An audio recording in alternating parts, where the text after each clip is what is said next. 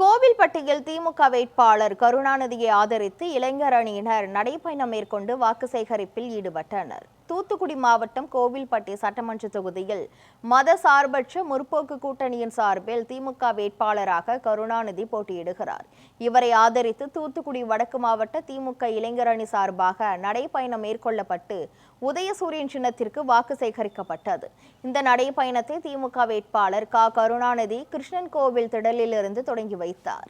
நகரின் முக்கிய சாலைகள் வழியாக நடைபயணம் மேற்கொண்ட இளைஞர் அணியினர் காமராஜர் சிலை முன்பு வந்து நடைபயணத்தை நிறைவு செய்தனர்.